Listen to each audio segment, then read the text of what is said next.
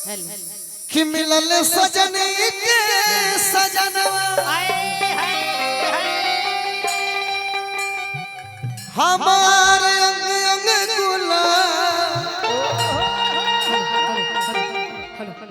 नियन खिलल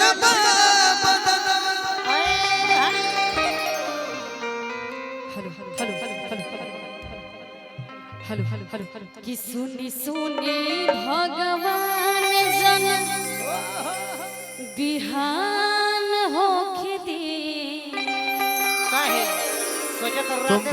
अया जो राजा जी के पुरवे में तीन दिन अर जवान होके तुम दोनों बहन हो क्या? नहीं आवाज एक जैसा लग रहा है इन लोगों के लिए मैं गाऊंगा, आप लोग बुरा नहीं मानेंगे तो, लेकिन इस गाने के बाद कि सुनी सुनी भगवान जो बिहान होके दी कि सुनी सुनी भगवान जो हर बिहान होके दी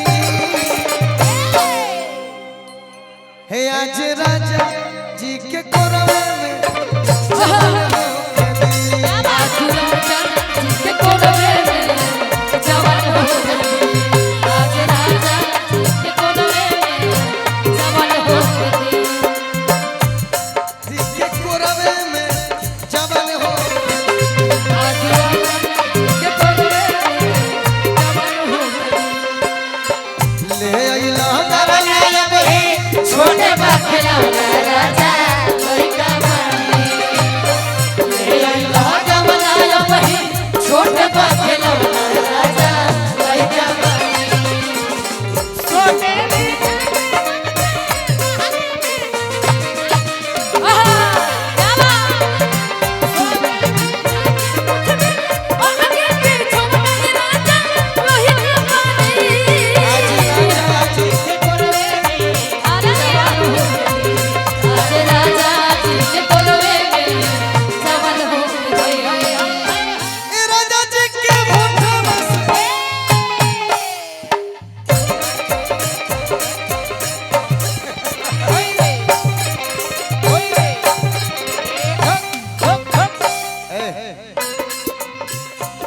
सबसे बड़ी खुशी की बात यह है कि पैसे सब लोग यहाँ दे रहे हैं, लेकिन किसी ने कलाकार को डिस्टर्ब नहीं किया।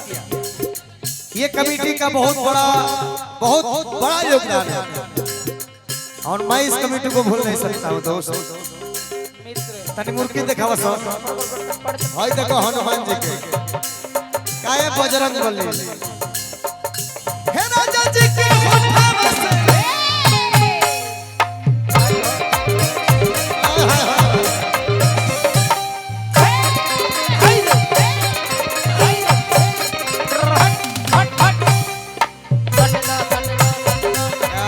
क्या बात है।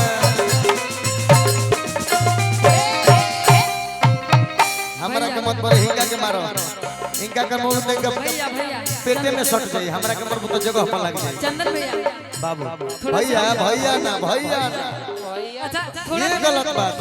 एक मिनट सुनिए अब देखिए सुनिए, आप मंच पे हैं, आपसे सब मैं रोमांटिक गाना गा रहा हूँ, आप मुझे भैया बोलिए जानते हैं क्यों बोले तो मेरा फीलिंग मर जाएगा। देखिए ना वो भाभी इतनी खूबसूरत है, उनके लिए बोले हैं हम। आ जाइए इधर आइए। अरे भाई तो हमारा के भैया कहबो, आज भर क्रिया खा के आज के बाद भैया ना कहबो, ना क्रिया खा ना पहले जोड़ी ठीक लगा तरुआ सबके हमार जोड़ी पहले ही बनल भाई। हाउ वाला कह दिया ये हमार कलाकार है, हमार जोड़ी ना है। एक कलाकार की जोड़ी हमेशा मैच करती है। हां जी यही बात पर गाला लग जाओ। एक बार ताली बजा दीजिए हमारे भैया लोग के लिए। क्या बात है, बहुत दुख बुझाले कि राजा जी के होठवा से अरे उठ जाओ सती उठ जा बसाती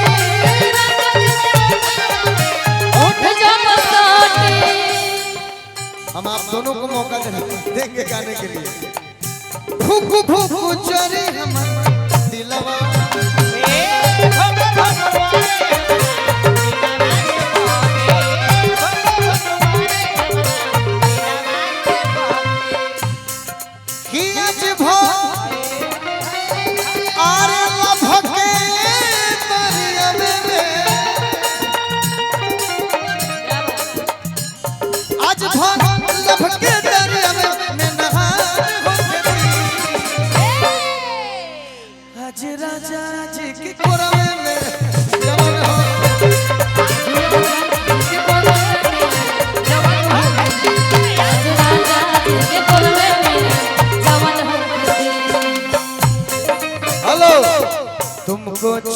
था तुमको चाहेंगे, वादे जो किए वो निभाएंगे, ऐसा हर जन्म का इंतजार है, हमको तुमसे प्यार है, हमको तुमसे प्यार है, हमको तुमसे प्यार है, हमको तुमसे प्यार है। जिसके कोलवे में जवान हो गई, आज राजा जिसके कोलवे में जवान हो गई।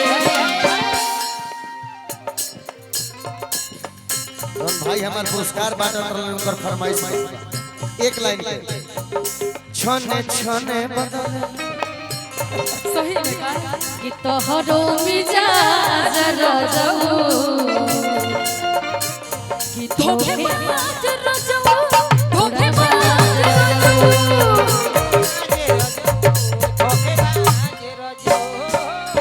पारा पारी कि तोहर बोललो में सुन सुन सुन सुन जब हम बोल रहे हैं छने छने बजले तो तू तोहरो मिजाज रजो बोला, तू धोखेबाज रजो बोला, ठीक बा? कि छने छने बदले कि तोहरो मिजाज रजऊ, औरी में खोआ घाट औरी प्यार से बोला कि तोहरो मिजाज रजऊ, धोखेबाज रजऊ, धोखेबाज रजऊ, छने छने बदले तोहरो मिजाज रजऊ, धोखेबाज रजऊ, धोखेबाज रजऊ, धोखेबाज रजऊ, धोखेबाज रजऊ। आगे बोलो, लगातार ना लाज रजो बोलो, याद है? कि तोहरा बोललो में, आगे आगे कि तोहरा बोललो में, तोहरा बोललो में, तोहरा बोललो में लागे न लाज रजऊ, धोखेबाज रजऊ, धोखेबाज रजऊ, धोखेबाज रजऊ, धोखेबाज रजऊ।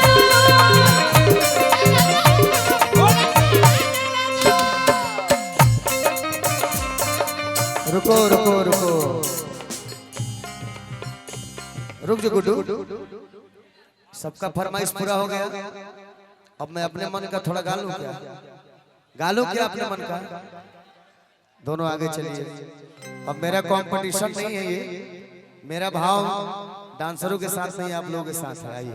और सबसे पहले तो हम सभी का इतना बड़ा सौभाग्य है कि आपके साथ कुछ गाने के लिए सुनाने के लिए मौका मिला। तहे दिल से सादर भरा दड़िए बड़े भैया।